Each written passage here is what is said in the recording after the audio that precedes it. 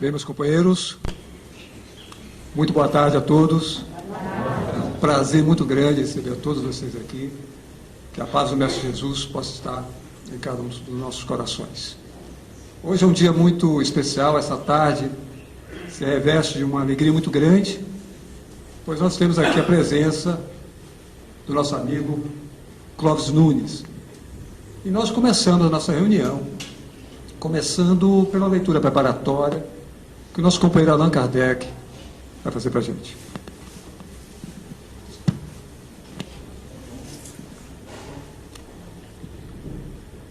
Boa tarde. É do livro Fonte Viva, de Emmanuel, pelo médium Francisco Cândido Xavier. A lição 89, em nossa marcha. Perguntou-lhe Jesus, que queres que eu faça? Está em Marcos, capítulo 10, versículo 51. Emmanuel comenta, cada aprendiz em sua lição, cada trabalhador na tarefa que lhe foi cometida, cada vaso em sua utilidade, cada lutador com a prova necessária. Assim, cada um de nós tem um testemunho individual no caminho da vida. Por vezes, falhamos aos compromissos assumidos e nos endividamos infinitamente. No serviço reparador, todavia, clamamos pela misericórdia do Senhor, rogando-lhe compaixão e socorro. A pergunta endereçada pelo mestre ao cego de Jericó é, porém, bastante expressiva. Que eu faça. A indagação deixa perceber que a posição melindrosa do interessado se ajustava aos imperativos da lei. Nada ocorrerá à revelia dos divinos desígnios. Bartimeu, o cego, soube responder, solicitando visão. Entretanto, quanta gente roga acesso à presença do Salvador e, quando por ele interpelada, responde em prejuízo próprio. Lembremos-nos de que, por vezes, perdemos a casa terrestre a fim de aprendermos o caminho da casa celeste. Em muitas ocasiões, somos abandonados pelos mais agradáveis laços humanos, de maneira a retornarmos aos vínculos divinos. Há épocas em que as feridas do corpo são chamadas a curar as chagas da alma, em situações em que a paralisia ensina a preciosidade do movimento. É natural peçamos o auxílio do Mestre em nossas dificuldades e dissabores. Entretanto, não nos esqueçamos de trabalhar pelo bem, nas mais aflitivas passagens da retificação e da ascensão, convictos de que nos encontramos invariavelmente na mais justa e proveitosa oportunidade de trabalho que merecemos, e que talvez não saibamos de pronto escolher outra melhor. Bem, meus amigos, é com muita felicidade que nós recebemos em nossa casa o companheiro Clóvis Nunes. E aqui eu quero fazer uma breve apresentação do companheiro.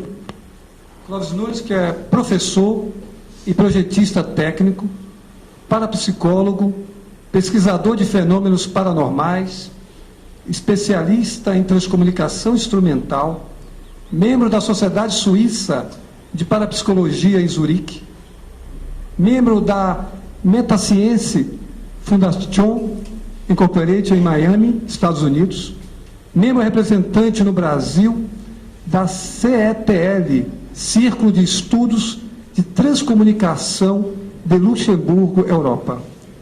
Autor de conferências proferidas na maioria dos estados brasileiros e no exterior, como Inglaterra, França, Espanha, Alemanha, Índia, Japão e Estados Unidos, entre outros.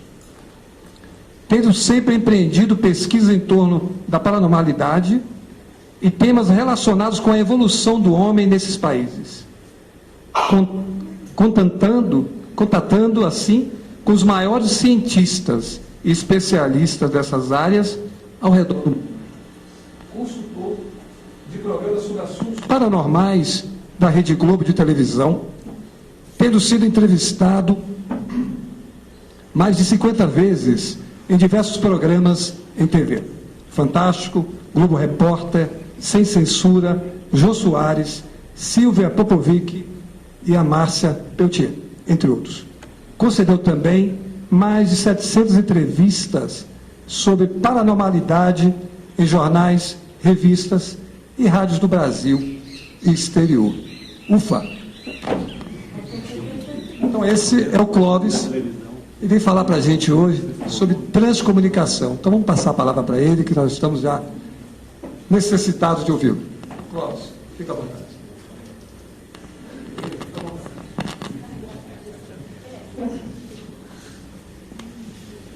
Muita paz para todos. O tema da transcomunicação é por demais conhecido hoje nos meios espíritas, mas é um assunto que avança com uma velocidade extraordinária pela Europa, e como nós temos pouca gente estudando isso, vale a pena nós atualizarmos um pouco o assunto hoje aqui com vocês. O meu último livro de TCI, que é o que está recente aqui trazido, ele passou uma marca importante de 100 mil exemplares, agora em novembro passado, uma marca feliz. E o que eu achei muito importante é que 78,7% do livro, ou seja, mais de 78 mil livros foram vendidos fora do meio espírita. Isso é muito bom porque o espírita já sabe. E quem não sabe teve mais acesso. Um assunto que aparentemente pode ser um assunto árido, muito técnico, mas o livro traz um romance da ciência, da TCI.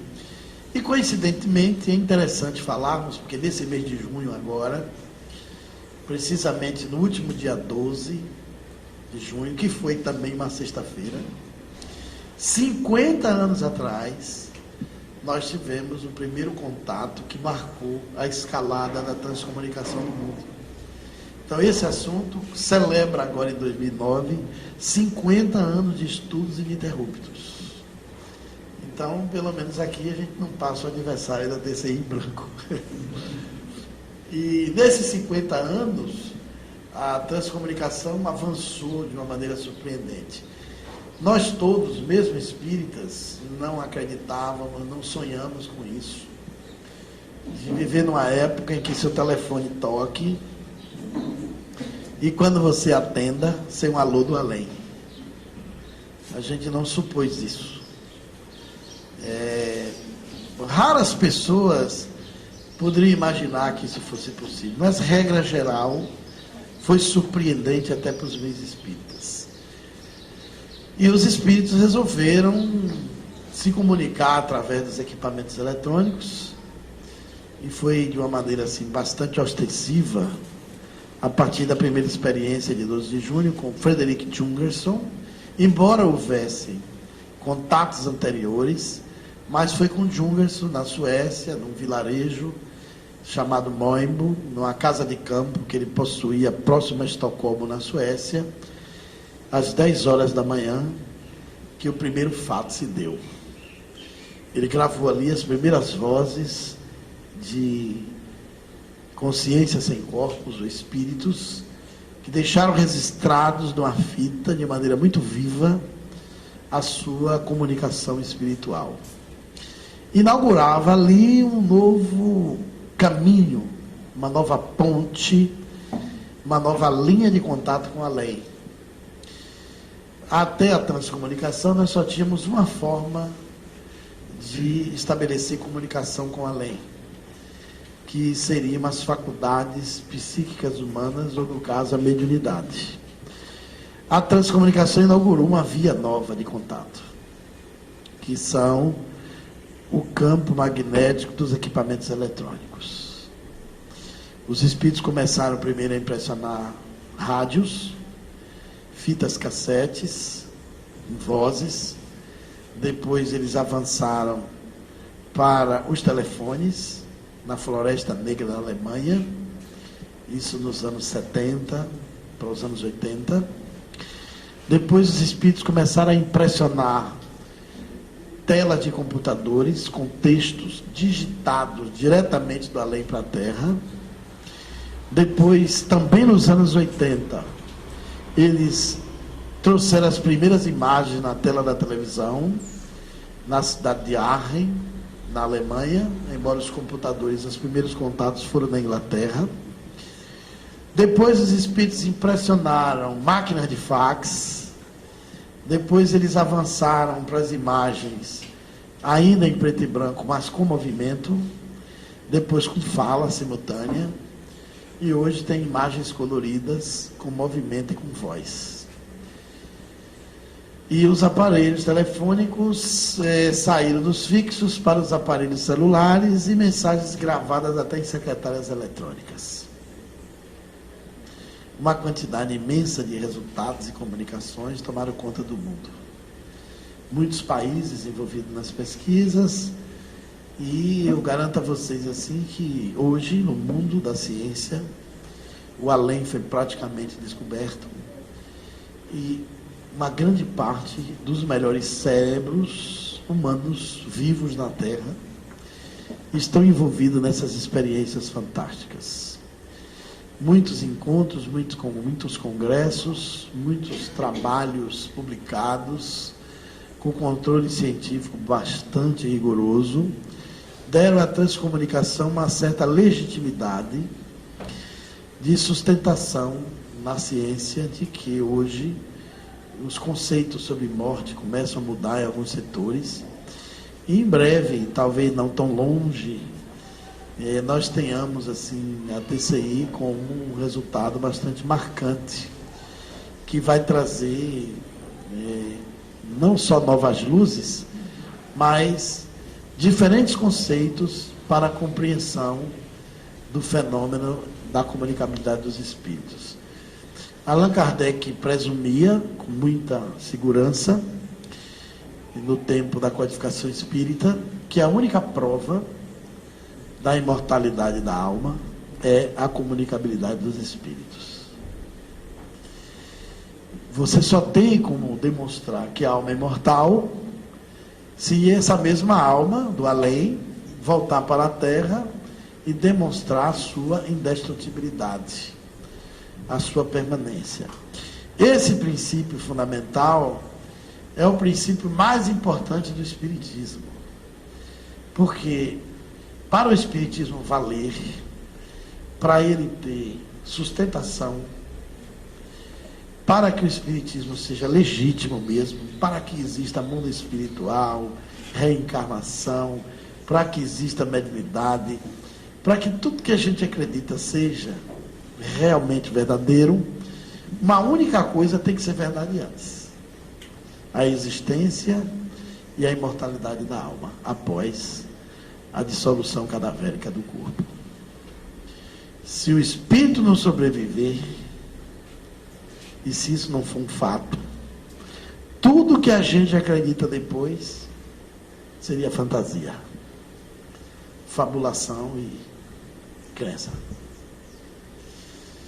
E a transcomunicação legitima a maior evidência da sobrevivência do espírito. Ninguém sonhou que nós chegaríamos tão longe. A transcomunicação praticamente é o triunfo do espiritismo dentro da ciência.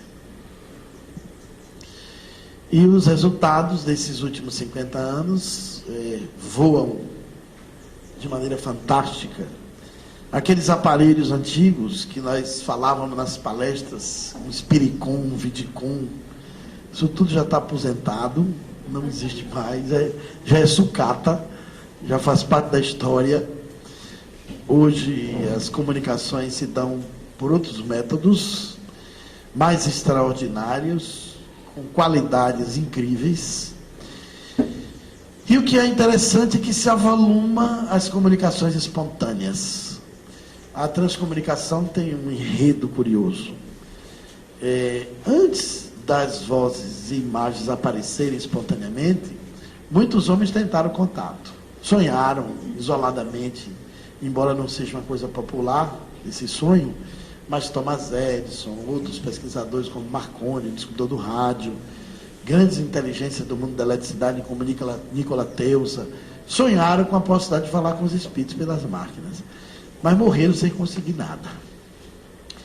Quem conseguiu não desejou que isso acontecesse, nem sequer sonhou nessa possibilidade e receber os contatos. Então, a iniciativa dos espíritos surpreendeu as pessoas envolvidas na experiência. E assim mesmo continua acontecendo. Espontaneamente, pessoas em várias partes do mundo recebem contatos espirituais, se surpreendem, muitos se assustam. Hoje se calcula em torno de 20 mil pessoas envolvidas nessas experiências no mundo todo, em vários países, tentando contatos cotidianos, e não se sabe contar quantas pessoas espontaneamente recebem mensagens. Muitos não prestam muita atenção. Eu vim da Europa na última viagem, fiquei muito intrigado com uma comunicação que veio lá, de um espírito que encorajava o nosso trabalho, mas ele também agradecia pelas palestras. E como eu tenho falado sobre esse assunto praticamente há 20 anos, sem parar, eles disseram que depois das minhas palestras eles se encorajam em ligar para as pessoas. E que não estranhasse que as pessoas que assistissem minhas palestras depois recebessem tentativas de contato.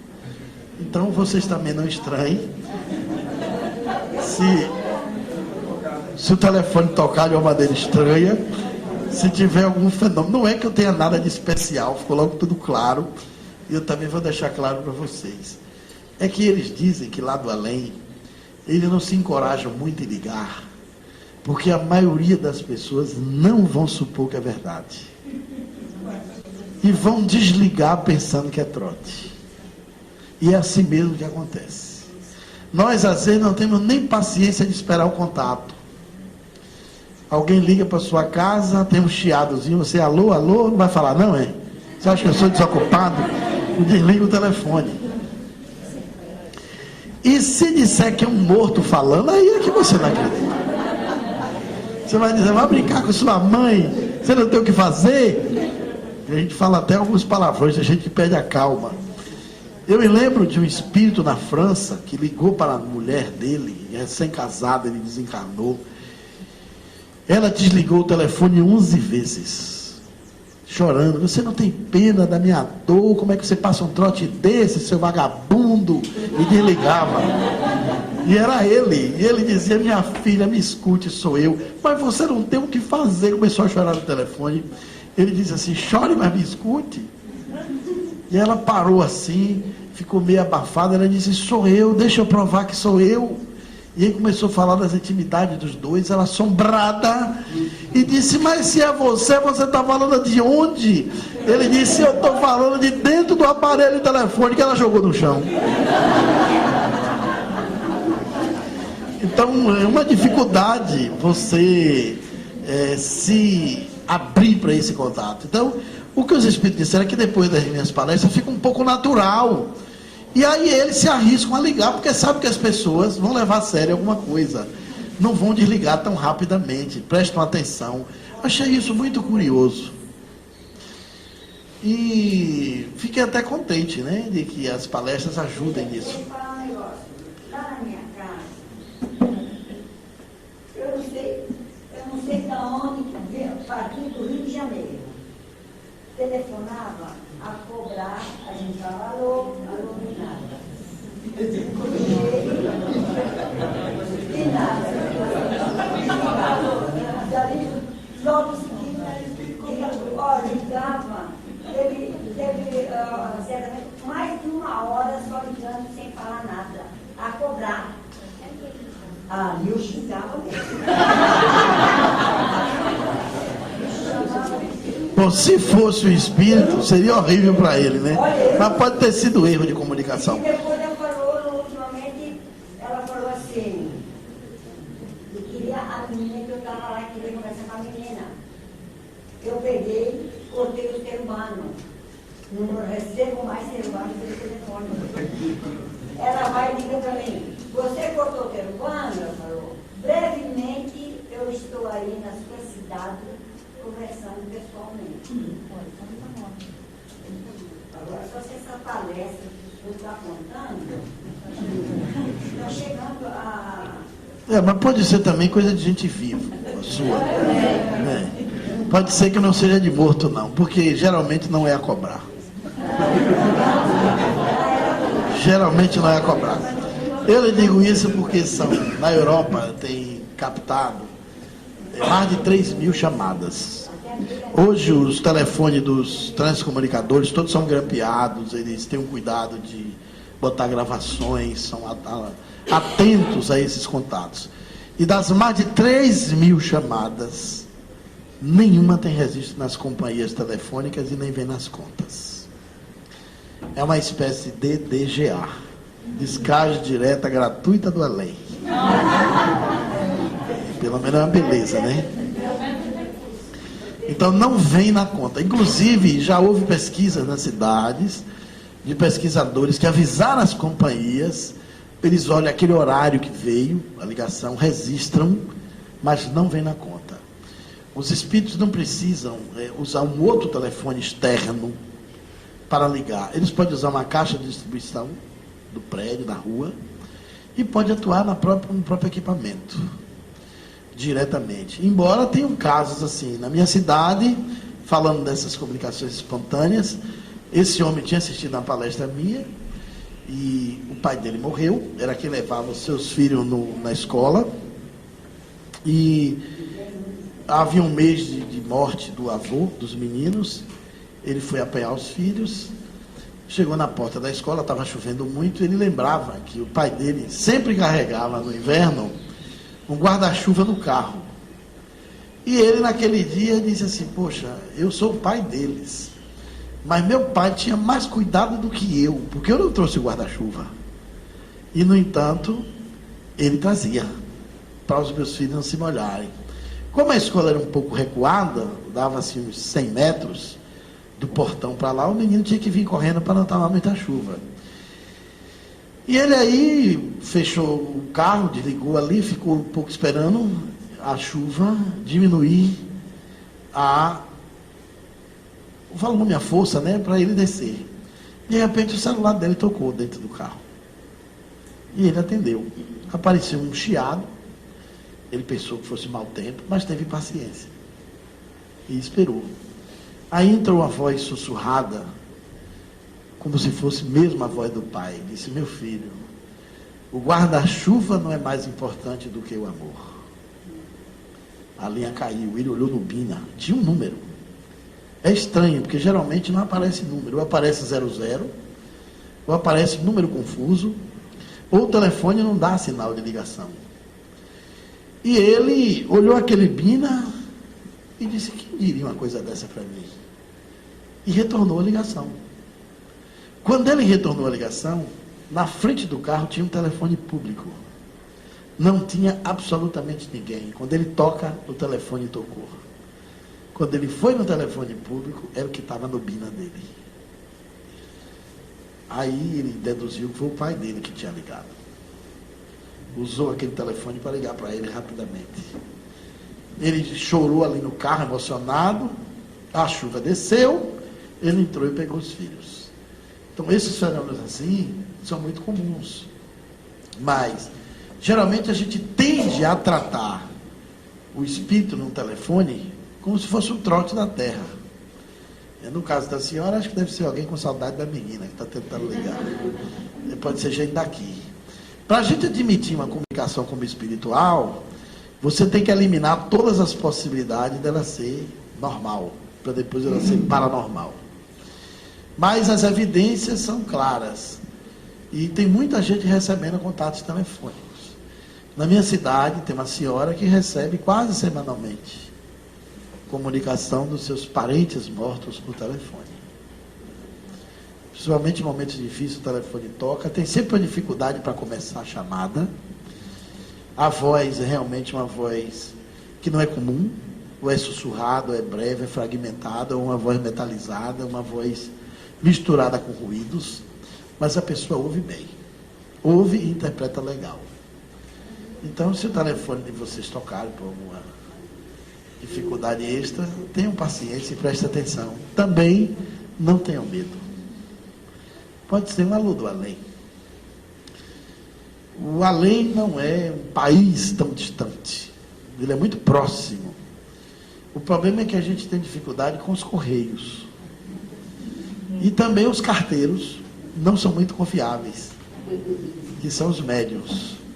Eles não oferecem muita confiança, porque às vezes eles interferem muito na correspondência. E a transcomunicação hoje é uma via de comunicação poderosa que pode ajudar esse correio a ficar mais fácil.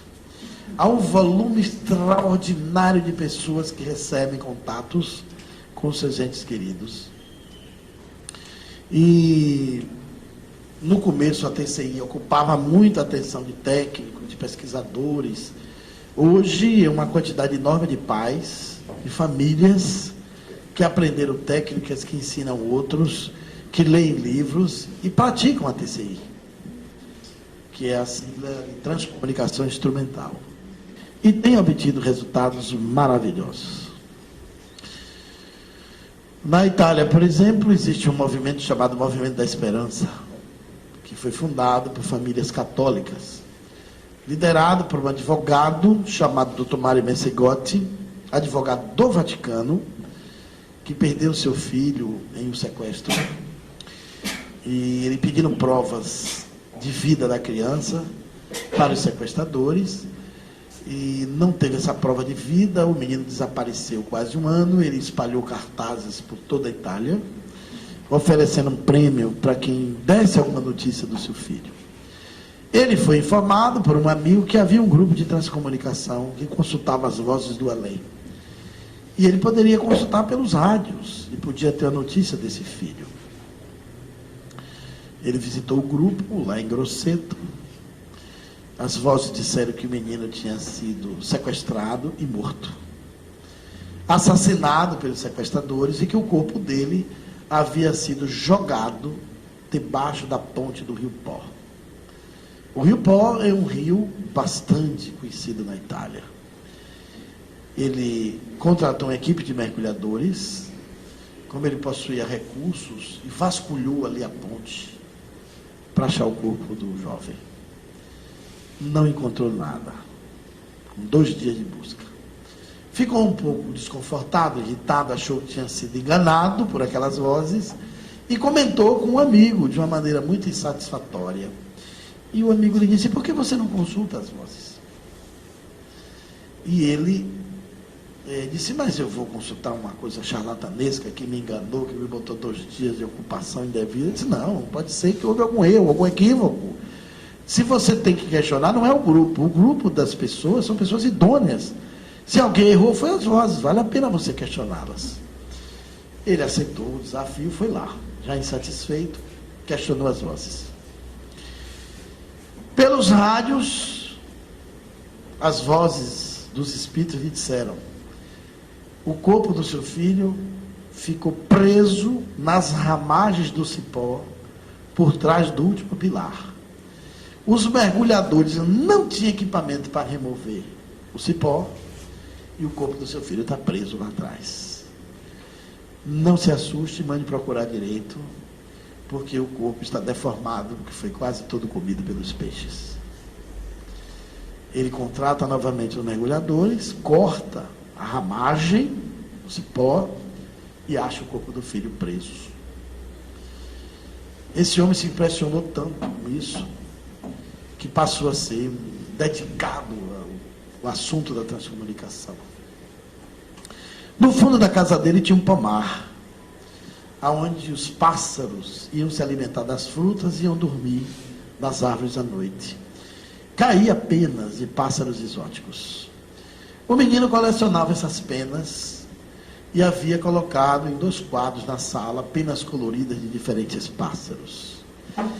Ele foi convidado a dar um depoimento da sua experiência num pequeno evento de transcomunicação, um seminário de 100, 200 pessoas.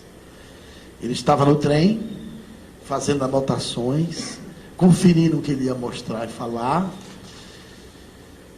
E na hora que ele leu o que ele tinha escrito: meu filho vive, eu tenho convicção disso, ele olhou para cima e viu que 4 penas de pássaros exóticos dentro do trem caía sobre a cabeça dele, em cima das anotações. Ele ficou bastante emocionado, porque sentiu que o filho dele estava ali, naquela hora dentro do trem. E quando ele estava na plateia fazendo depoimento e contando da pena dos pássaros exóticos, todas aquelas pessoas viram várias penas que caíram sobre a mesa. São depoimentos bastante emocionantes. Ele criou o Movimento da Esperança e começou a viajar pela Itália, reunindo famílias que perderam filhos, ensinando como fazer contatos. Fez muitos encontros, hoje ele está muito velho, muito idoso, mas o Movimento da Esperança cresce. Então, se associou à transcomunicação um volume extraordinário de pessoas que fazem contatos com seus entes queridos e buscam respostas para o conforto das suas dores, para o sofrimento dessa perda que é difícil de se restaurar sem uma convicção espiritual. É uma dor que não tem nome, só sabe o tamanho quem passa. E até mesmo nós espíritas perdemos os entes queridos e ficamos com dificuldade de conversar com eles, porque as casas espíritas estão ocupadas com as sessões mediúnicas de socorro e não tem tempo para esses contatos. O ideal seria que as casas espíritas tivessem alguns departamentos de comunicação espiritual e abrissem salas, aprendessem a fazer esses contatos. O primeiro passo era contatar com os nossos entes queridos, os nossos parentes, depois a gente abria para os outros, para os visitantes que querem uma notícia. A gente não tem psicógrafos assim, com tanta profusão para receber o contato, como foi o caso quando Chico Xavier estava vivo e outros médiuns. Eles são escassos, os médiuns mecânicos, e os aparelhos poderiam ocupar esse espaço. Lá na Itália, em Grosseto, o grupo de pesquisadores liderados por um veterano transcomunicador, desde o tempo de Jungerson, parceiro dele, Luciano Capitani, foi ao além, mas ele continua vivo, ainda atuando, é praticamente um centro espírita lá. 100, 200 pessoas na plateia, e ele recebendo mensagens ali dos entes queridos, todas as semanas. As pessoas levam a fita gravada da voz, com Marcelo Batti. Ele já tem 70 anos de idade, e mais ou menos uns quase 40 de transcomunicação. E lá sempre tem perfumes, pétalas de rosas que caem na plateia, que os espíritos trazem junto com as mensagens. Então vejam que já tem uma associação interessante de contatos que relacionam até a mediunidade com a TCI. São muitos casos maravilhosos que a gente poderia aproveitar bem esse assunto no Brasil. Com 50 anos de experiências de comunicações extraordinárias, é tempo suficiente para a gente levar o tema mais a sério e dar uma importância mais aprofundada. A transcomunicação também trouxe revelações extraordinárias nesses últimos anos, mensagens que você não sabe como são produzidas, nós não sabemos os mecanismos operacionais da comunicação. O que é incrível é que os aparelhos têm tudo para não funcionar. O que impressiona é que, mesmo tendo tudo para não funcionar, quando os espíritos interferem, eles funcionam. Então, a paranormalidade é bastante eletrônica. Eu não diria bem que é uma lan house do além, mas seria uma estação de contato, né? Porque uma lan house impõe a internet. E a internet é uma rede de humanos. Tem pouquíssimos casos de interferências espirituais pela internet. Mas esse aí é um contato direto que você tem que fazer a vocação da pessoa desejada de contato. E a transcomunicação facilitaria isso. No meu livro, que está em 6 edições, eu trouxe algumas mensagens interessantes e surpreendentes. Uma delas é de um escritório de advocacia na Itália, onde uma funcionária, secretária desse estabelecimento, era também transcomunicadora, e ia para um evento de transcomunicação em Milão.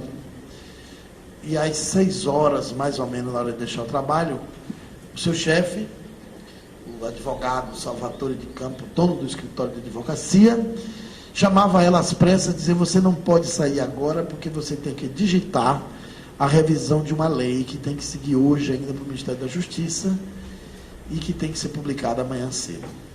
Ela tentou de pressa para o computador para não lhe furtar o tempo de estar no Congresso às 20 horas.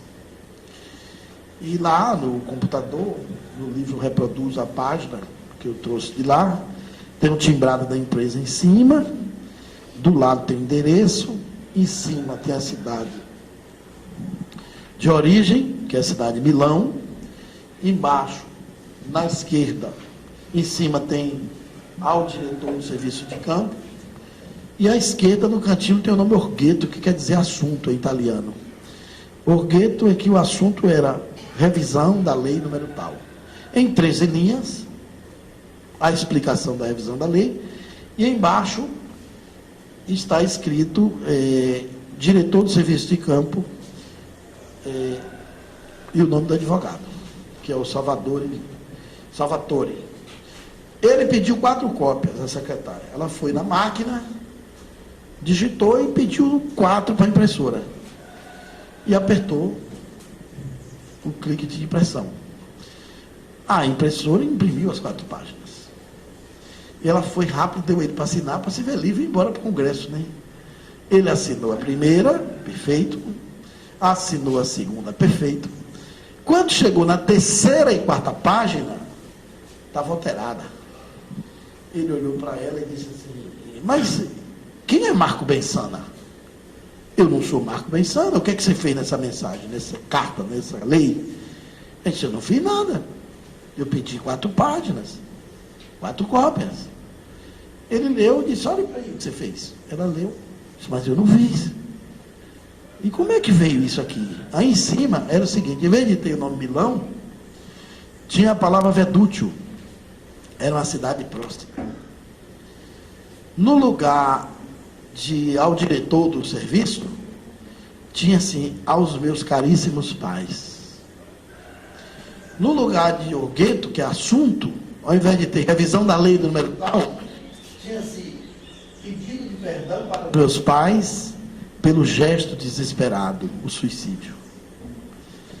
Em 13 linhas, ele se justificava, dizendo que não tinha se matado diretamente. Ele fazia experiência com drogas para sair do corpo. E aí ele foi numa dose alta demais, não conseguiu voltar. Foi um acidente. Depois que ele explica, diz que precisa do amor e do perdão dos pais para ele ser levado à luz. Embaixo ele assina: de um mundo de paz e de amor, Marco Bensana. E na última frase ele diz: espero ter deixado aqui uma prova da minha presença com vocês. Ele era técnico em informática. Era conhecido por ser quase um hacker. Se metia em todos os programas. Ele interferiu no computador e mandou 2 mensagens. Agora, o que era incrível, não estava lá nenhum resíduo da mensagem. Não tinha no computador nada na memória da impressora, nada na tela da máquina. O curioso é que ele interferiu na mensagem no momento em que o computador saía a informação da memória para a impressora. Então, mensagens assim são simplesmente estonteantes. Depois descobriram os pais desse jovem. Foi um sentimento de amor muito grande que envolveu eles, porque eles pensavam que o filho tinha se matado e nunca supuseram, o filho nunca deu indício que guardava relações com a droga. Outra mensagem interessante que eu coloquei no meu livro, e eu tenho feito questão de ler nas casas espíritas, porque eu acho que a gente pode ajudar. Essa mensagem me foi passada por Adolfo Holmes, um transcomunicador que também já está no além. Foi uma mensagem que mexeu muito na Alemanha com algumas pessoas, porque ela apareceu espontaneamente na tela do computador dele. Praticamente ele dormiu. Quando acordou e foi ao computador, a mensagem estava na tela. Ele ficou bastante assustado. Era a mensagem atribuída a Rodolfo Hess, o comandante nazista responsável pelo campo de concentração de Auschwitz e o responsável pela aplicação e criação do gás Zyklon B, que matou, asfixiado milhares e milhares de judeus. Auschwitz era um campo de concentração perverso, onde judeus, homens, mulheres e crianças chegavam nos vagões de trem. Eles, de uma maneira simulada, mentia para eles que eles iam entrar no banheiro para se lavar, para se desinfetar, e entravam assim naquelas filas de 50 chuveiros por série. Entravam nas salas 400 judeus, todos despidos, e abriam o resto do chuveiro para tomar banho. Ao invés de sair água, saiu gás. E eles morriam sem ar, do estertor, do desespero. Vários livros falam de Auschwitz. Um deles é escrito por alguém que um dia botou o olho numa abertura de vidro na hora que ligaram o gás. Ele diz que pôde prever o que seria uma cena de um inferno, sem chamas, mas com gás, onde as pessoas se debatiam e morriam por ausência de ar. Era uma forma barata que os alemães encontraram de matar sem gastar a bala, porque dava muita despesa e muito trabalho para retirar os corpos e jogar nas covas. Eles retiravam aqueles corpos mortos e levavam para os fornos crematórios. As chaminés queimavam dias e noites. Consta, os historiadores, que muitos carros estacionados nas garagens e nas ruas dos alemães, por horas, quando eles entravam no veículo, eles tinham que ligar o para-brisa para limpar as cinzas humanas que o vento trazia e jogava da atmosfera nos vidros dos carros. Essas cinzas eram muitas vezes levadas em rituais pelos judeus vivos que matavam seus próprios contemporâneos e presos ali. Era jogada no rio Eichel, que é um rio alemão, em memória aos mortos. Adolfo Holmes recebe essa mensagem, que é intrigante, e eu trouxe e vou explicar a vocês por quê. Vou ler a mensagem e ver como a gente pode ajudar de alguma forma. A mensagem veio o seguinte: é um conteúdo diferente. No começo, em vez de ter alguma saudação, tinha uma data, 1947, estava lá na tela, e embaixo escrito assim: Rodolfo Hess, fim sobre a terra. Tenta um contato espiritual por via eletromagnética com o destinatário. E ele acrescenta: uma grande infelicidade pesa sobre mim e meu grupo. Eu fui incumbido da responsabilidade da usina da morte. A obediência, que me tomou toda a razão, criou dores indescritíveis, o medo e a morte de milhares de pessoas. Eu entendi os lamentos das mães e os prantos das crianças. Os destinatários desta mensagem devem orar por Rodolfo Hess.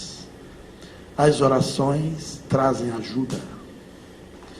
Eu experimentei desde a Polônia em 1947 ter ar para respirar. Mas aqui o ar está repleto de gás. Nós lhe suplicamos nos ajudar por meio de suas preces. 650 mil espíritos choram e gritam. Seus corpos são excessivamente pesados para nós. Nossas portas estão fechadas por fora e as cinzas cegam os nossos olhos. Onde está Deus que perdoa e não nos liberta do juramento de 2 de agosto de 1934? Nós lhe suplicamos jamais prestarem atenção às propostas racistas. Numerosos são aqueles que querem nos ajudar, mas as portas estão fechadas. Por favor, abram as portas e os canais de ventilação. Há pequenas aberturas de controle, pelas quais alguns animais nos observam. Acreditem, aqui o inferno existe. Onde está Deus? Daqui não podemos percebê-lo. Seres humanos aí na terra seguem nossas obras. Nós nos suplicamos orar por todos eles. Através do nevoeiro, nós podemos perceber aqueles que recolhem as cinzas do rio Eshel e as trazem para as sinagogas. Em uma distância interminável, brilha uma luz clara, a rosa branca. Se nos fosse possível atingir essa rosa, nós estaríamos livres. Nós nos suplicamos orar pela nossa liberdade, porque nos lembramos muito profundamente dos nossos atos. Rodolfo Hess. O professor Dr. Sankovsky, que é um cientista da transcomunicação, até o autor da palavra, nos deu mais informações precisas concernentes a esta última mensagem dele. E veja o agendamento dessas datas. Rodolfo Hess nasceu em 1900 de pais católicos em Baden-Baden. Himmler o iniciou em 1934 e o agrupou na SS nazista. Era o comandante do campo de concentração de Auschwitz, em Echel. Sob ordem superior, ele era responsável pela utilização do gás em Preußen-Ziegelombe para o assassinato em massa de milhares de judeus. Ele foi libertado pelos poloneses em 1946, condenado à morte pelo Bindesson e executado em Auschwitz em 16 de abril de 1947. A data 2 de agosto de 1934 refere-se à data de morte e queda do presidente Heisenberg, pela tomada do poder por Hitler como Führer ou chanceler, devendo também ser chefe de Estado e o chefe de governo numa só pessoa. O conceito de rosa branca pode, no seu símbolo universal, ser aplicado mais precisamente ao grupo de resistência do mesmo nome, criado pela jovem judia Sophie Scholl e seu irmão. Sophie Scholl tinha 19 anos quando foi executada pelos nazistas, crivada de bala. O Echel é também o principal rio da Polônia. O texto contém um excepcional agendamento de datas, 1947 até 1994. De sorte que no ano de 1947, o ano da execução, aparece antes da primeira palavra do texto. 1947, Rodolfo Hess, Fim sobre a Terra. Eu coloquei isso no meu livro porque imaginei que muita gente espírita pudesse ler o livro nessa 6ª edição. E acredito que as pessoas espontaneamente podem orar por Rodolfo Hess. Tem muita gente que não acredita muito na força de oração, coisa assim. E realmente uma oração feita sem um sentido profundo, às vezes não passa do fio do cabelo, quanto mais da casa para chegar a Deus ou a qualquer lugar. Porque a prece, muitas vezes, não é o blá blá blá da palavra, é o sentimento que sai da pessoa. E eu me lembro de 2 ocorrências incríveis. Uma delas de uma médium no Rio de Janeiro, que quando Chico Xavier estava reencarnado, ele me aconselhou conhecê-la. Eu fui conhecer essa mulher de nome Célia, por sugestão de Chico Xavier. E quando eu cheguei no Rio de Janeiro, eu vi um fenômeno espantoso, que realmente superava as psicografias do Chico. Um auditório de 700 pessoas, ela começava as sessões 10 da manhã, terminava 11 da noite. Tinha o intervalo do almoço, o intervalo da merenda, o intervalo do jantar, até o final. Intervalo de 1 hora. As pessoas saíam, se locomoviam, descansavam, voltavam. E Dona Célia ali com o microfone na mão, fazia um diálogo instantâneo, rápido, tão rápido quanto o narrador de um jogo de futebol, trazendo notícias e recados de pessoas mortas para os vivos. Era uma coisa assim. José do Patrocínio, levantava uma pessoa na plateia. O seu filho chama Drauzio Pereira do Patrocínio, morreu de acidente dia tal, tal hora na avenida tal, rodovia tal. E a pessoa confirmava. Você tem 2 filhos vivos chamados fulano de tal, assim, assim, olha, ele está aqui. E manda ele dizer isso, mas aquilo, está aqui sua avó, seu tio, não sei quem, e ele ia relembrando. Tinha momentos que a pessoa encarnada esquecia quem era o morto. E assim, Agostinho da Fonseca, diz Agostinho da Fonseca. Aí, Guto, que morreu de acidente de trem, faz 45 anos. Ô, Guto! A pessoa lembrava que era o Guto morto, né? E o morto lembrava ao vivo quem era. Era assim uma coisa absurda. Você chegava lá, pensava que tinha visto o maior absurdo, e tinha mais absurdo para ver. Porque vinha nome de telefone, o espírito dava um nome de telefone para você. Se você morasse em prédio, tivesse 4, 5 andares, e se o seu filho tivesse morto, ele trazia os mortos dos andares quase todos para você dar recado. Os moradores desencarnados lá do prédio queriam contato com a família que morava, e você nem ainda conhecia os vizinhos. E eu me lembro até de um caso de um homem que tinha um processo do Bradesco. O homem Gravina levantou: você tem um processo do Bradesco, meu filho? Está aqui seu pai com um professor de direito que morreram juntos no acidente de avião. O número do processo, diga aí, seu Valdemar. E dava o número do processo: 1409. Peraí, seu Valdemar, eu não entendi não. É 1419, meu filho. Ah, seu Valdemar, está me dando bronca só porque eu não entendi direito o 19. Tenha paciência. E ali ela ficava com aquele contato cotidiano, depressa. E um certo dia, toda vez que eu ia lá, eu ia pesquisar, anotava o nome de todos os mortos. Eu tinha assim, nome de vivo, que ela acertava a pessoa pelo nome. Nome dos vivos, nome dos mortos, apelido, telefone, datas, peculiaridades. E eu ia anotando quantos ela acertava. Chegou um casal de Florianópolis, assim, idoso. Devia ter 70 anos cada um. Ela deu 47 nomes de mortos. Eu digo, já morreu todo mundo, só falta esses 2, não é possível. Eu nunca vi tanto morto na vida de uma pessoa.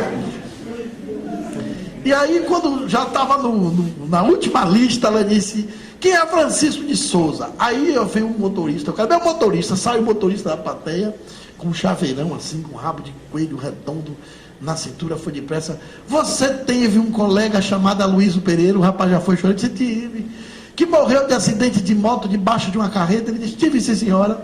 Ele disse que a cabeça dele ficou igual um pastel, meu filho. Que o caixão foi fechado porque não tinha cabeça. Foi verdade?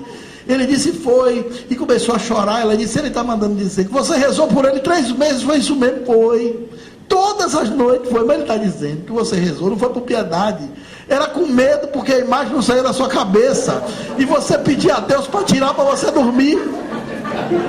E aí ele confirmou: foi verdade mesmo, dona Célia. E aí ele disse: ele está mandando lhe agradecer, porque você foi a única pessoa na cidade dele, mesmo sem ser parente, que rezou 3 meses seguidos. E mesmo com medo, suas preces ajudaram ele. Porque você desejava para ele um sentimento de amor. Veja como a prece ajuda. Me lembro de outro episódio, antes de falar de Rodolfo Hess de novo. Chico Xavier recebe uma psicografia de um espírito que entrelaça com Humberto de Campos um contato no além, um grande escritor brasileiro. E nesse relato, o espírito recém-morto lá, desencarnado, com 1 semana, resolve perguntar a um colega: por que 11 horas da noite eu sinto aqui uma alegria, uma felicidade? O que tem aqui na colônia que sempre 11 horas eu sinto? Você também sente? Eu falei: não, aqui ninguém sente isso 11 horas não. Ele disse: é só eu que sinto? É só você, porque aqui ninguém nunca comentou isso. Aí foram falar com o espírito mais superior para fazer a informação. Ele tinha 1 mês que sentia uma alegria, 11, 11h15, 11h30 da noite. E o espírito disse a ele que antes de você desencarnar, você doou suas córneas. E o homem que era cego recebeu suas córneas e passou a enxergar. A alegria que você sente é porque ele se deita todo dia 11, 11h15. E antes de dormir, ele agradece a Deus, a doador das córneas dele. Você recebe as vibrações de amor que ele emite para você. Ele nem conheceu o homem que doou os olhos. Veja como a prece funciona. Me assustou essa mensagem chegar 50 anos depois da guerra. E me assustou 650 mil espíritos numa região de sofrimento dessa. Imagine você querer respirar sem ter ar e as cinzas cegando os seus olhos. O espírito sofria o mesmo sofrimento que impôs às suas vítimas. Talvez com a consciência presa ao processo de dor, de morte, de vitimação de milhares e milhares de judeus. Claro que ele não foi naquele computador sozinho. Ele deve ter sido levado por outros espíritos, que foi pedir prece, ajuda, socorro, para libertar ele do sofrimento, do espaço, do além. Então, se vocês lembrarem, sempre que puderem, reze por Rodolfo Hess. E quem sabe ele não recebe as vibrações de socorro. Ele repete 3 vezes na mensagem, que pede oração, que as preces ajudam.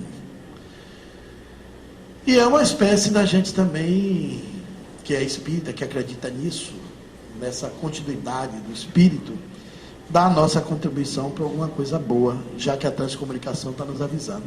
Vejam quantos terrenos interessantes a transcomunicação começa a tocar. E começa a ampliar. Mas uma outra coisa boa é que a transcomunicação é também um tema fácil de ser desenvolvido. Não só como conhecimento, mas como prática. Qualquer pessoa pode obter mensagem. Você com 4 rádios, um gravador portátil, você aprendendo a técnica, tendo uma hora certa, dia certo, um sentido de propósito positivo, repetindo a experiência com constância, com perseverança, você recebe a mensagem. Não precisa ser médium, não precisa dar passo nos aparelhos, não precisa cantar hino, nem acender vela, não precisa nada de muito especial, não precisa esperar chegar meia-noite, pode ser qualquer hora do dia, não tem nenhum tipo de ritual. Se você fizer isso com sinceridade de propósito, dá certo. Um pouquinho de persistência, um pouquinho de constância, compromisso, hora certa, sentimento de propósito correto, funciona. Eu trouxe uma mensagem que eu recebi, vou passar para vocês, lá na Bahia. É uma mensagem belíssima, foi a melhor que eu recebi. Não sei se eu vou receber outra. Se receber, ótimo, mas se não receber, eu já estou satisfeitíssimo. Essa mensagem foi considerada entre as 10 melhores do mundo. Tem 72 palavras, muito claras, de qualidade e de tamanho, de nitidez. Foi o aniversário da Federação Espírita na Bahia. Os diretores me pediram para fazer uma sala de contatos. Montamos essa sala com antecipação, com a presença de aproximadamente 30, 40 pessoas nessa sala, uma sala seleta.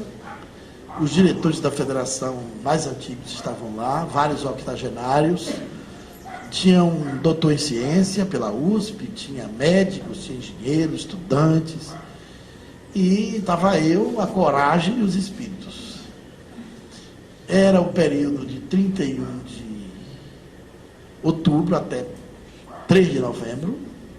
A mensagem foi recebida no Dia dos Mortos, dia 2, uma data emblemática. Eu tentei sexta, não deu nada, tentei sábado, não deu nada, só domingo de tarde que veio alguma coisa, que foi essa mensagem.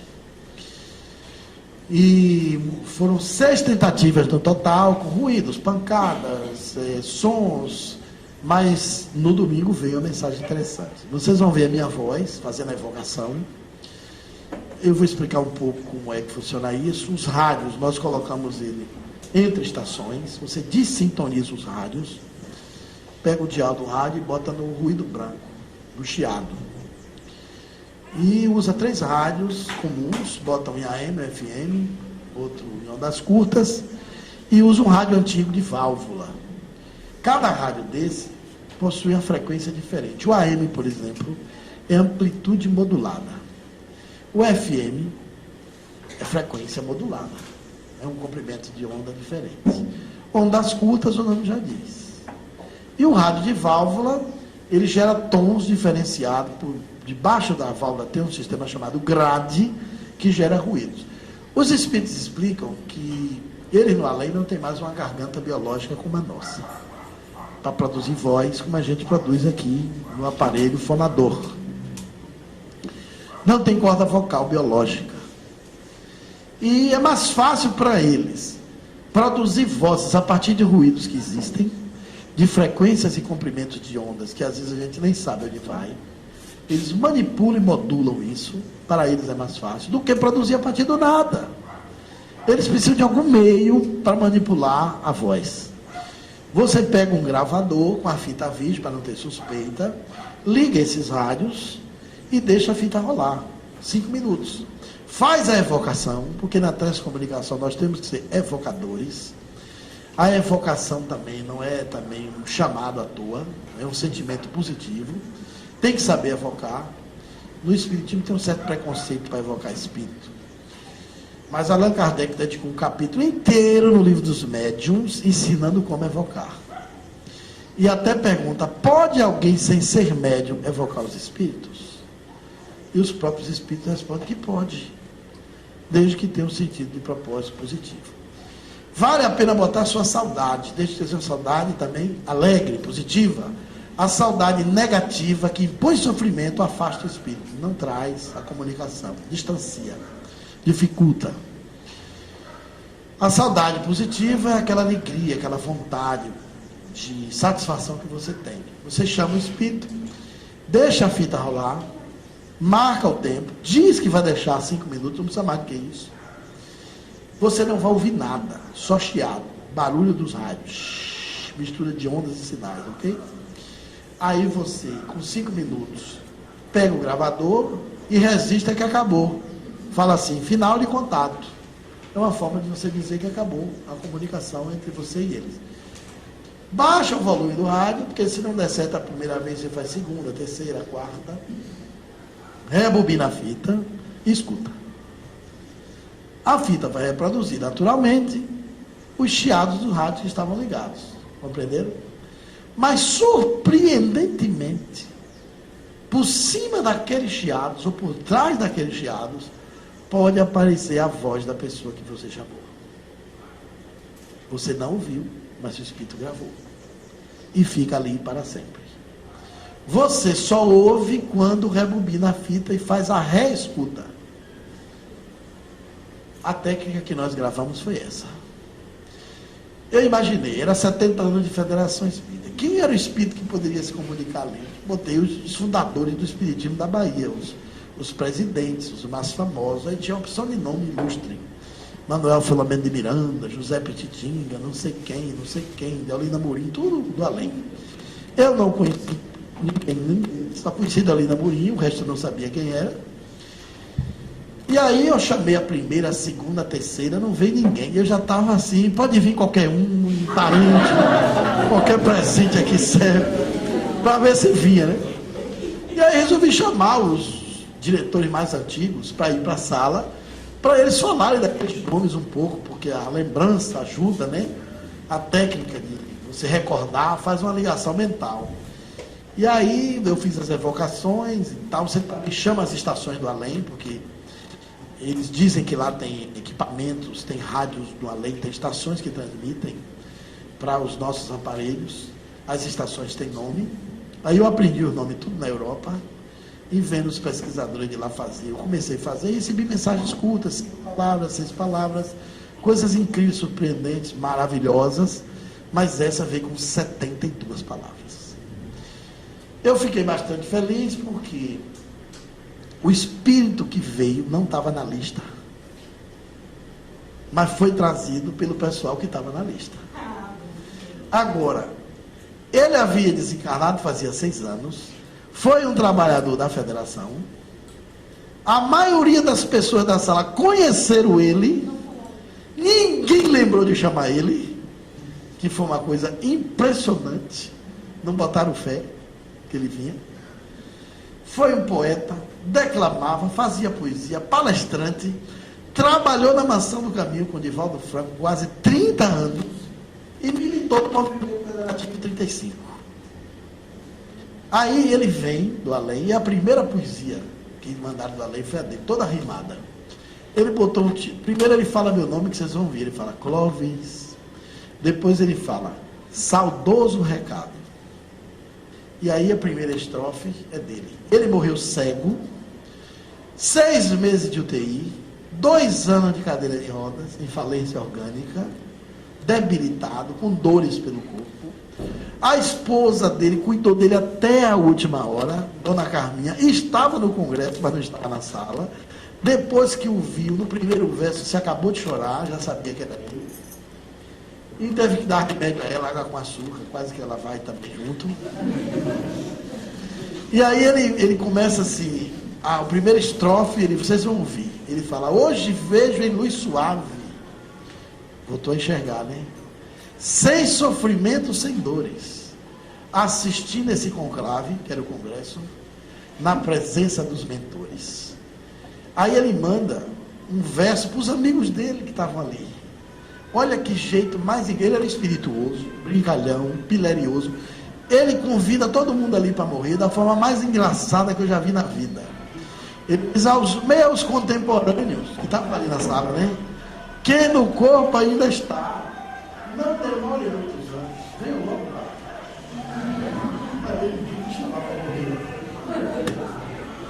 Aí no terceiro verso é para a esposa dele. Que é um verso assim, belíssimo, uma declaração de amor bonita. Minha Carminha querida, dona dos afetos de Deus, deste outro lado da vida, os meus olhos ficam os teus. Agora aí ele fala, daqui vos fala Astrogildo, com Pitidinha do lado, Etienne, Deolido e Amarildo, eram os espíritos que trouxeram ele. No final da fita, antes que eu pegue o gravador e fale, final do contato, ele bota outra frase e diz, possível, Clóvis. Porque sempre que eu evocava, ele dizia, uma comunicação se possível, um contato se possível, de uma maneira humilde de você não impor a ordem do espírito. Eu pedi a eles que venham. E aí ele fala que foi possível. Muito claro, muito bacana, muito bonito, muito forte, muito emocionante. Avaliei cada detalhe da palavra, são 72 palavras maravilhosas, limpas, claras.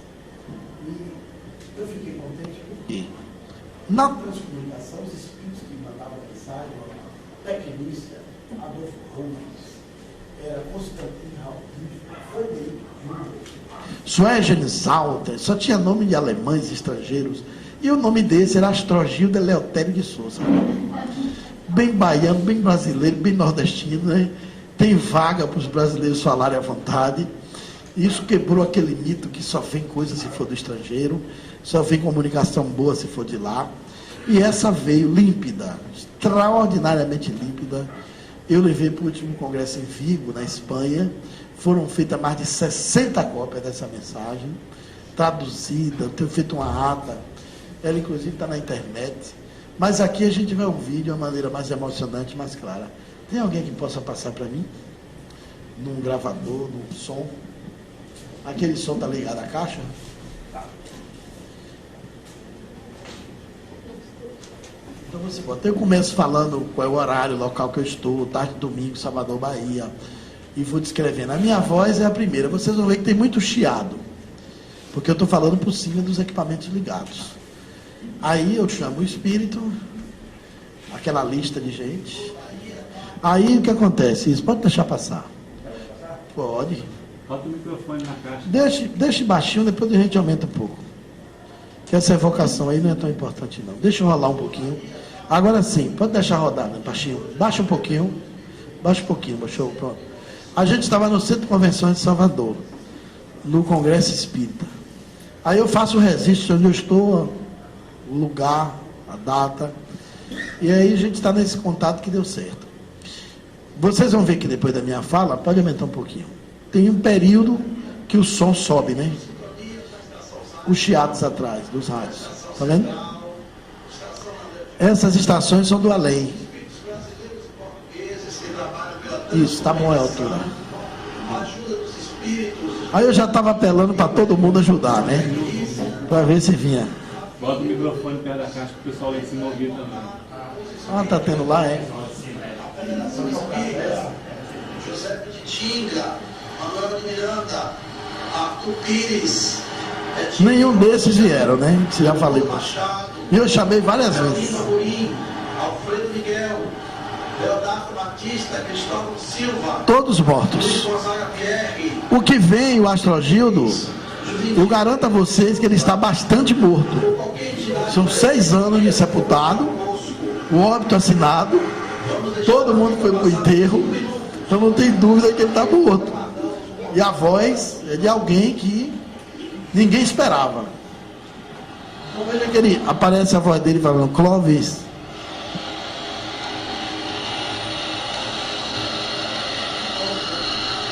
Agora, saudoso recado.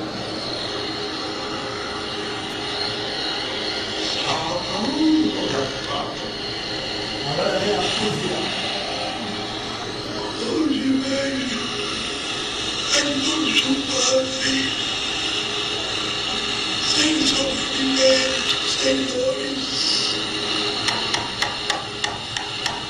assistindo este conclave na presença dos mentores Agora ele chama os amigos para morrer. aos meus contemporâneos. Quero onde está? Mandemoro, por uns anos, venho logo para cá.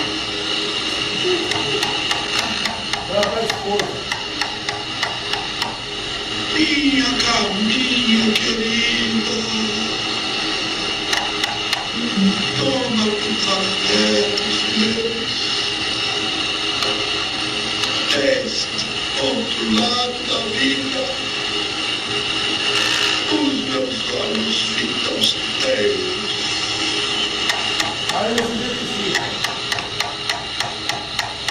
Aqui, no Astrogildo, clube de tinga do lado, é ele, o teu lindo e o amarildo, com meu povo machado.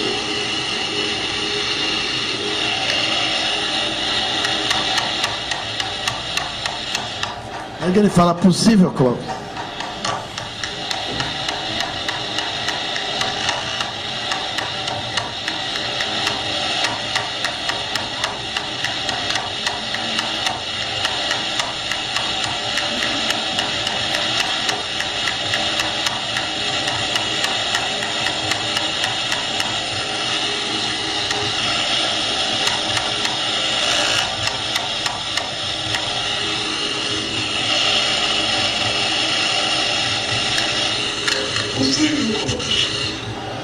Ok, então assim, pode ligar. Então foi uma mensagem bastante clara e bastante animadora, né? Você dizer o que é que a gente está esperando para morrer. Porque você tem a chance de poder ligar para casa, né? Poder falar por um gravador, até por uma televisão. Às vezes você nunca conseguiu sair na televisão aqui, depois de morto pode. De lá para cá mandar um contato. É uma comunicação bastante expressiva. Você imaginar que a voz de uma pessoa morta é diferente um pouco da mediunidade, porque isso aí está gravado para sempre. Você vai escutar quantas vezes você quiser. Você impressiona os seus sentidos físicos, você não vê pela mediunidade, não ouve pela paranormalidade da audição. Você ouve com os ouvidos físicos. E isso foi conseguido com 4 rádios e um gravador. E eu não sou médium. Não tenho mediunidade nenhuma. Porque tem gente, não, tem que ter médium de efeito físico para isso. Eu estou no espiritismo há mais de 30 anos. Nunca vi um espírito. Nunca escutei uma voz. Só sinto arrepio quando eu estou com frio. E se dependesse de mim como médium para dizer que espírito existe, eu negaria, porque eu nunca vi. Não tem o menor sintoma. de mediunidade nenhuma. Porque no Espiritismo tem um adágio que corriqueiro que diz todo mundo é médium. Isso é um equívoco doutrinário, porque Allan Kardec, na Codificação Espírita, apresenta 36 passagens afirmando que nem todo mundo é médium. Embora todo mundo seja influenciado. Influência dos espíritos é uma coisa, a mediunidade é outra. E aí muita gente confundiu influência dos espíritos com mediunidade. Influenciado todos nós somos. Agora, médium somente é quem sente a influência dos espíritos. Porque a influência pode se dar ocultamente. A gente pode ser assistido pelo espírito, influenciado por ele e não sentir que está sendo. A maioria sente. Mas é uma minoria pequena que não sente. Eu estou entre a minoria que não sente nada. Se eu quisesse ser médium, todo mundo acreditaria. Eu dizia que era. E tem gente que acha até que eu sou, né? Mas não sou. E a coisa mais fácil é ser médium no Brasil. Eu me lembro que lá na casa espírita da gente, a gente faz um atendimento fraterno, e chegou uma senhora com uma menina assim, de 16 anos, muito magrinha, sofrida. E ela disse, olha, eu trouxe essa menina aqui porque ela está entre a vida e a morte. E desde que ela nasceu, eu tive problema no ventre. Eu senti a dor, a bolsa estourou, estava 2 horas do hospital. E depois de 4 horas de sofrimento, de perder muito sangue, a minha avó incorporou Yansan, que ela é da Umbanda, e fez o parto. Eu disse, o nome da sua filha é Bárbara. É verdade? Ela disse, como é que o senhor sabe? Eu disse, não, porque eu estou deduzindo. Aí ela disse, não, ela teve problemas, não ficou na escola, e ficava ouvindo vozes, perturbações, essa coisa toda. E aí o médico mandou ela fazer um exame psiquiátrico, o doutor passou uma porção de remédio, e aconteceu uma desgraça essa noite. Eu disse, eu sei, ela tomou o frasco todinho, tentou se matar, mas não morreu. Eu disse, nossa, o senhor acerta tudo. E aí eu disse, é explicável. Eu tentei dizer a ela como era, o que ela tinha que fazer com a menina, e daqui a 10 dias... chegou uma outra senhora lá na minha cidade, no centro espírita. Aí o pessoal do centro disse, Cláudio, tu está marcando consulta? Eu disse, não, porque tem uma tal de Dona Aurora que diz que só se consulta com você. Aí eu disse, bom, tem algum engano, ela deve estar com algum problema pessoal. Cheguei lá, eu vi que eu nunca tinha visto Dona Aurora. Ela disse, eu vim consultar com o senhor. Eu disse, mas eu não dou consulta. O senhor não atende aqui? Eu disse, atenda, é isso mesmo que eu quero. Aí quando chegou lá, ele disse, eu sou cunhada de Aparecida. E ela me disse que o senhor é um médium muito forte. Que acerta até o nome da pessoa, diz tudo antecipado. Eu disse, olha, mas sua cunhada está enganada. Eu tentei explicar, ela não quis ouvir. Disse, não, eu já sei, ela já me disse que o senhor é tão bom que não gosta de dizer que é. Eu só acredito que ele disse que não é. Então o senhor humilde é desses que eu gosto. Eu disse, a senhora pode estar equivocada. Ela disse, não, gente, eu vim aqui. E aí ela disse assim, olha, o problema, seu Clóvis, é o meu marido. Eu disse, mas a senhora quer que eu resolva o problema do seu marido? E começou a contar o problema do marido. Quando chegou no meio da conversa, ela bem animada, deu uma paradinha, ficou me olhando. Eu disse, sim, prossiga. Ela disse, já está vendo alguma coisa? Eu disse, não, eu não estou vendo nada. Quando ela terminou a história toda, tornou a perguntar, viu alguma coisa? Eu disse, não, senhora, mas o senhor não viu nada comigo. Eu disse, eu não vejo nem com a senhora, nem com ninguém. Ela disse, como é que você acertou minha cunhada? Eu disse, é porque Yansan, no sincretismo religioso da Umbanda com o catolicismo, é Santa Bárbara. Ela não ia botar o nome da menina em Yansan, mas botou Bárbara, em homenagem ao espírito que fez o parto. Ah, é isso, é. E os remédios? Eu disse, é uma coisa comum, a gente aqui no centro espírita, as pessoas são induzidas por influência espiritual. A senhora já ouviu falar em Marilyn Monroe? Uma grande atriz? Ah, claro. Depois ela morreu, e morreu porque tomou comprimido para dormir em excesso. Quando o Chico Xavier esteve em Hollywood, nos Estados Unidos, o espírito de Humberto de Campos mandou ele arranjar papel de pressa no cemitério. Ele foi visitar lá o cemitério, e tinha um hospital que Marilyn Monroe estava ali internada, e Humberto de Campos entrevistou ela. E ela fala que na hora de tomar os remédios, foi um espírito obsessor que induziu ela a tomar o remédio em excesso e errado. E ela morreu por um suicídio indireto. Ela não pretendia morrer. Então a sua filha, com pessoas que têm influências espirituais, ela disse, mas quer dizer que é assim, é? Eu disse, essa senhora disse, eu sabia, eu já não acreditava nesse negócio, eu vim porque achei que tinha um fiozinho de esperança de ser verdade. Mas eu digo a vocês, se eu quisesse dizer que era médium, ela não ia acreditar? Porque tem gente que tem escrito na testa assim, ó, me engane pelo amor de Deus. E no Brasil a coisa mais fácil do mundo é ser médium. Todo mundo é crédulo. Mas se eu disser que eu sou médium, estarei mentindo para mim mesmo.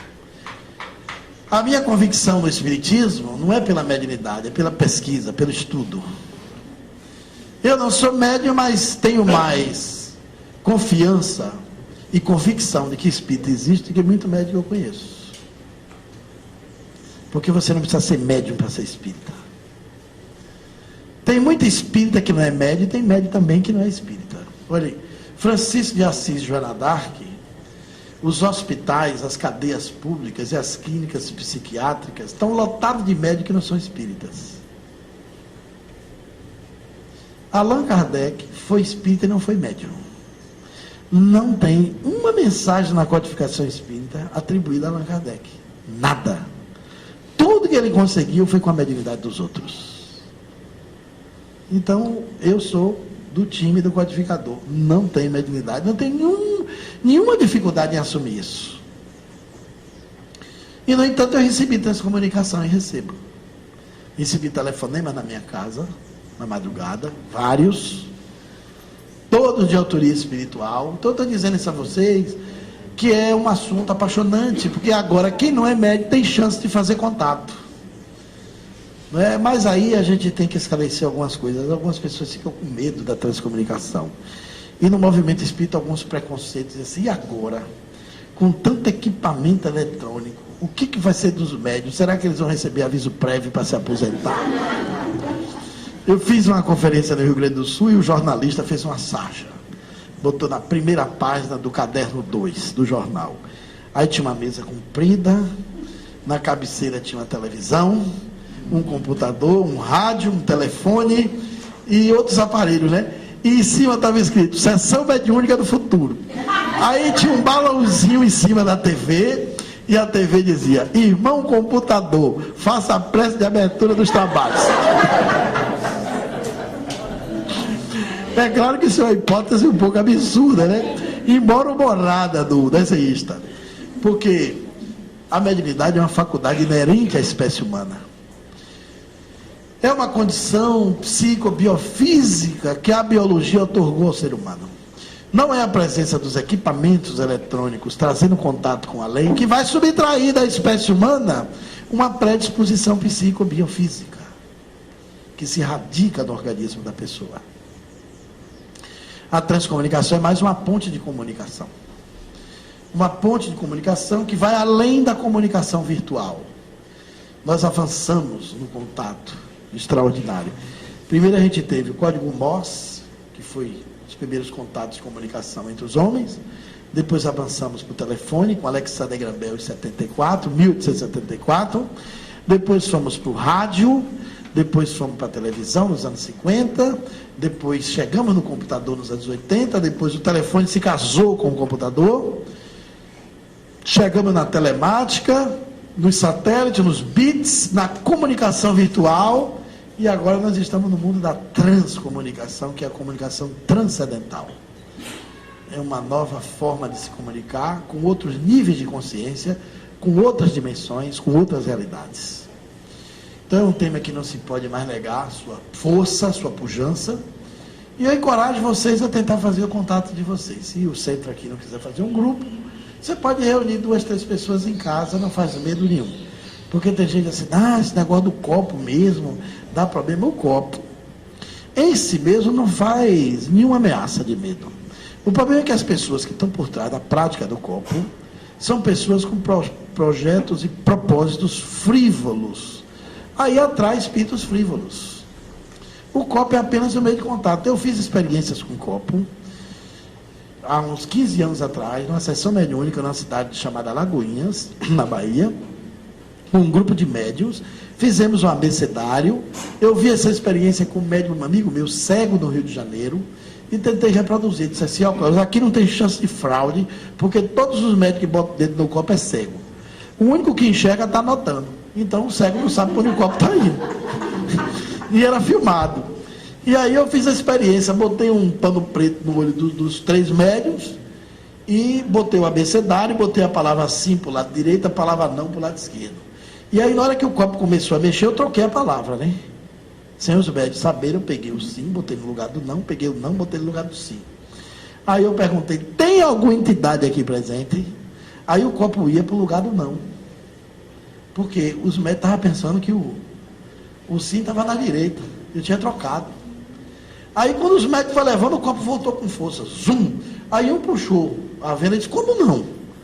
E quando ele olhou, eu disse, não, eu troquei a palavra. Tem sim, tem lugar do sim. Quer dizer, se ele tivesse com o olho aberto, talvez ele interferisse. Aí ele com medo tirou o dedo do copo. Eu digo, mas você não estava aqui botando o dedo para o copo andar com o espírito? Como é que você está com medo do copo? A gente tem uma relação difícil com o espírito. É uma cultura de amedrontamento que ainda está no inconsciente da gente. A gente tem um certo medo, né? E nesse dia, eu me lembro, chovia muito. E tinha uma goteira no telhado do centro. E caía aquela gota d'água, pleque, pleque, pleque, aquele pingo ali. E aí o espírito resolveu fazer uma poesia que ninguém teve a ideia de relacionar aquela gota d'água com a morte. E eu me lembro da poesia, só para a gente ver que o meio de contato não oferece o perigo. O perigo está no propósito da pessoa. Se o propósito for sério, o espírito é sério. Como o propósito da gente era de pesquisa, era um propósito sério, os espíritos que estavam atrás da experiência eram espíritos bons, sérios também. Aí a poesia que ele fez, de letra por letra, a gente anotando, era assim: o pingo repinga o pingo, com o pingo que o pingo faz. Depois do pingo é água, e o pingo que não é mais, não pode fazer mais pingo, porque pingo é água que faz. Aí rimou a segunda: a morte que faz a vida, da vida que a morte faz. Depois da morte é só vida, e a morte que não é mais, não pode fazer a vida, pois a morte é a vida que faz. Um poema lindo, por um copo, rodando na mesa. Então o poeta veio e fez uma poesia. E nenhum de nós imaginaríamos fazer aquilo, na velocidade que veio. Então o meio da transcomunicação é também um meio positivo, se você tiver um propósito positivo. Se você quer falar com um ente querido, tem um sentimento de amor, você já coloca uma barreira para os espíritos inferiores. Agora, se você for fazer isso em mera curiosidade, com uma sensação de banalização, chamar uns 3 colegas galhofeiros, para tentar ver se tem espírito ali, vai vir espírito galhofeiro. E vai tentar até dizer coisas ruins pelos aparelhos. Então, qualquer pessoa pode fazer o contato. Eu tenho uma esperança de que a transcomunicação possa ajudar muito a construir uma mudança profunda na cultura social que nós temos em relação à morte. Nós somos uma sociedade deseducada para morrer, todo mundo com medo da morte, é uma coisa que ainda assombra o pensamento das pessoas. A gente lida com a morte de uma maneira bastante preconceituosa, até mesmo nos meios médicos. O médico nunca diz que um paciente morreu. Esse paciente está parado, né? O paciente veio a óbito, perdemos o paciente, ele nunca diz o paciente morreu. É uma linguagem para se afastar da ideia de morte, né? Tem uma distância. E nós, mesmo como espíritas, temos um receio de ver espírito assim, explicitamente. É tudo fechado para quando a menina aparecer. A gente tem essa cultura, são 16 séculos de catolicismo, que determina o seguinte: morreu o seu parente, vira fantasma. Né? A mulher chora lá no dia do velório, porque o marido foi embora, aquela tristeza. No terceiro dia, ela se deita lá, espera o sono chegar. Aí na hora que o sono chega, exatamente na hora que o sensorial apaga, aquele estado sonambúlico, a mente abre, o extrasensorial se expande. Aí ela vê o falecido no pé da cama ali, sorrindo. Está tudo bem, mas ela lembra que tem 3 dias que ele morreu.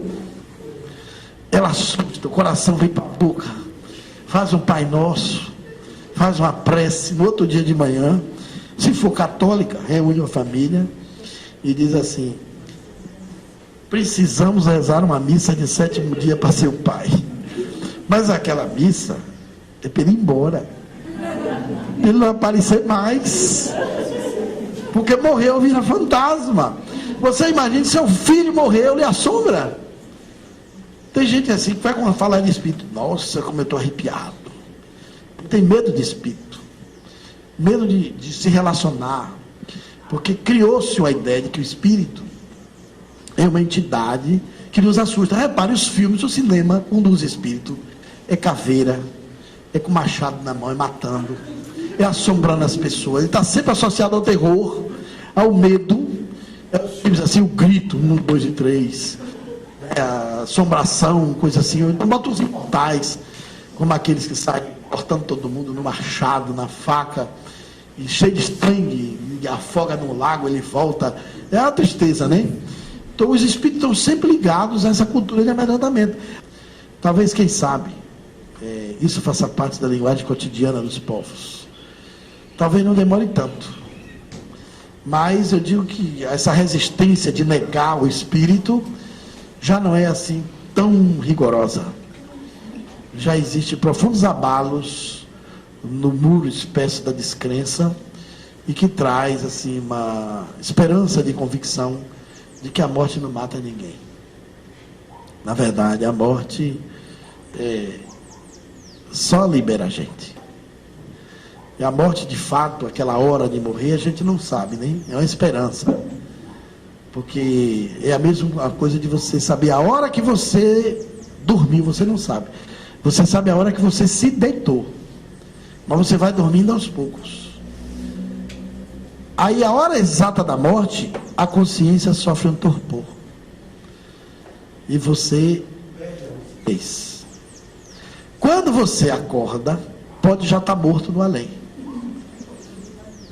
Pode ser que o enterro já aconteceu, geralmente acontece. Ou pode estar pegado ao hospital, pensando que está vivo. E já tem dias, meses que foi enterrado. Dependendo do nível espiritual, quanto mais apegado a gente for às coisas daqui, apegado a sexo, a dinheiro, a casa, a bens materiais, ao corpo, mais sofrimento a gente vai ter. Quanto mais desapegado, mais livre a gente vai. O negócio é a gente se desapegar de tal forma que, se possível, a gente possa acompanhar até o enterro. Aí é que é legal, né? O marido de braço dado com a mulher, brincando ali com as filhas. E se tiver médio na hora, ele tem que incorporar um para fazer uma prece e agradecer no corpo, né? Aconteceu isso na Itália. Os videntes viram o defunto caminhando. E lá no cemitério ele incorporou uma moça e fez a prece. Isso é possível. Na transcomunicação do meu livro tem uma foto de um espírito. O Frederick Junks, o pioneiro, morreu na Suécia, foi ser enterrado. O grande amigo dele, idoso, não tinha como pegar o trem, não tinha idade mais, estava cansado, a mulher dele muito gripada com febre. Ele liga a televisão cheio de pesar. A imagem do amigo morto aparece na TV. Ele corre no quarto, pega a máquina e filma. Eu botei essa foto aqui no livro. Ele ele fotografa e a imagem dele aparece na TV. Quer dizer, aquele negócio que os católicos dizem assim, morreu, descansou, não é muito verdade não, porque esse daqui, antes de ser enterrado, já estava trabalhando. Não é verdade? Já estava aparecendo do além para a terra. Então, está aqui no livro. Quem quiser depois, olha, eu não sei onde está, qual é a página. São 96 fotografias que tem no livro. Boa parte dela é de gente morta, viva na TV.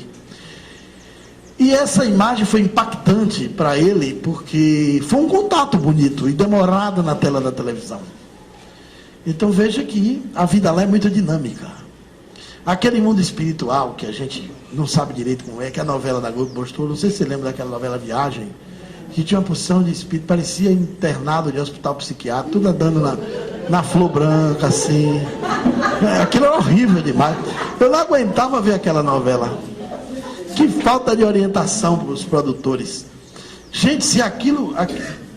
se aquilo for mundo espiritual, meu Deus, é melhor não morrer. Porque é tedioso ficar no lugar daquele. O mundo espiritual, os espíritos se organizam em sociedade, tem trabalho, tem dinâmica, tem tecnologia. Na transcomunicação eles relatam isso. São cidades espirituais, tem diferentes níveis de ocupação, de desenvolvimento. Tem espíritos responsáveis só para se comunicar com a Terra. Tem outros responsáveis por produzir conhecimentos, para inspirar pessoas. Outros responsáveis para elaborar reencarnações. Tem diferentes ocupações. Nas psicografias espíritas também a gente vê isso. nos relatos espirituais. Então, a vida no além é uma vida dinâmica. Então, a hora de morrer, exatamente, não é para ser temida a morte como fato. O que a gente deve temer é a doença, é a enfermidade, é o sofrimento que antecede a morte. Isso deve ser ruim. Mas o ato de morrer deve ser tranquilo. Então, morrer de infarto deve ser uma bênção. Coração parar, você ir. Morrer dormindo, gente, isso é merecimento. Diga que não, você já está até na posição de ser levado. Não dá trabalho a ninguém. Já fica tranquilíssimo. Então, a transcomunicação pode ajudar muito a gente a conversar. Vejam que eu fico sempre preocupado assim. Nós não temos nenhum especialista aqui para ajudar as pessoas a morrerem. Eu queria que vocês só pensassem comigo. Tire essas duas crianças que estão aqui. Nos próximos 40 anos, nessa sala aqui, estaremos todos mortos. Já pensaram nisso? Eu sei que tem gente que não vai levar 40, né? Tem gente aqui que está mais para lá do que para cá. Pode ir mais cedo. E quem está jovem, achou que não vai, tem um negócio chamado morte prematura, que mata 30% da humanidade antes da hora. Acidente de carro, trombose, AVC, um bocado de coisa aí mata rápido. Então veja, a gente não diz, eu não gosto de pensar na morte não, porque isso é pensar no futuro. Mas como é que você não vai pensar no futuro, se é no futuro que a gente vai passar o maior tempo na nossa vida, se o passado já passou, e o presente daqui a 2 minutos é passado. Então a única certeza que a gente tem da vida é que vai morrer. Você pode duvidar de tudo, pode duvidar de mim, pode duvidar da minha palestra, pode duvidar da transcomunicação, mas uma coisa você não pode duvidar: você vai morrer. Quem duvidar pode esperar. Vai voltar para dizer. Uma vez eu fui falar isso, a mulher com muita raiva na plateia: você também vai morrer, ordinário. Com raiva de mim. Porque ela achou que eu estava fora. O medo que a gente tem da morte é terrível. Então, ficou com raiva, ela ficou com raiva, porque eu estava falando isso, lembrando, né? Então, nós temos na transcomunicação uma grande ferramenta para construir uma coisa positiva, que pode se chamar educação para a morte. Talvez um dia, quem sabe, a gente tenha terapeutas, psicólogos, para fazer terapia para desencarnação. Não é legal? Você fez 70, já tem que começar a se preocupar. Testamento, se tiver dinheiro, faça logo. Porque dá problema quando não faz. O maior sofrimento de quem tem bem lá é ver a família se acabando aqui. Deixou na terra a vida mal resolvida. Fez 70, perdoe logo seus inimigos, chame todo mundo para as pazes. Resolva seus problemas. Você é ilegal para não ir mal. Não, tinha que ter. É o engraçado, para nascer a gente tem pediatria, neopediatria, ginecologia, fetologia. Tem tantas especialidades para nascer. Pré-natal, imagina ele nascer, já tem o pré-natal. Agora não tem nada para morrer, é defuntaria com especialidade, sei lá, psicologia para a morte. Você disse, pegar seu avô aí de 80, 70, vovô, vamos fazer uma terapia. Se você disser para seu avô, e aí, está preparado, para quê? Para morrer? Ele quer me matar antes da hora? Já soa mal. Parece até que você está desejando a desencarnação da pessoa. Né? Então, nós somos até assim, como é que eu digo? Desonestos com os nossos parentes.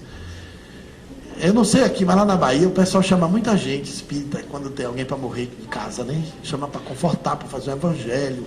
Geralmente é quando o pé da pessoa já está inchado. Porque diz que quando o pé incha já está perto de morrer. E um sinal de morte é o doente ver parente morto. Aí diz que é 3 dias. Os parentes já vêm buscar. Isso é a experiência espírita dos mais antigos lá. Aí se estiver vendo o avô que morreu, o tio, o pai, pode esperar que é 3 dias, vai embora. Aí eu fui lá num desses, né? E o rapaz era da Marinha. E correu depressa, veio de São Paulo, meu pai. Era o filho querido dele. Aí ele estava se tornando espírita, tinha lido meu livro de transcomunicação, morava na cidade, e aí me ligou para ele lá dar um conforto, lá vou eu com ele.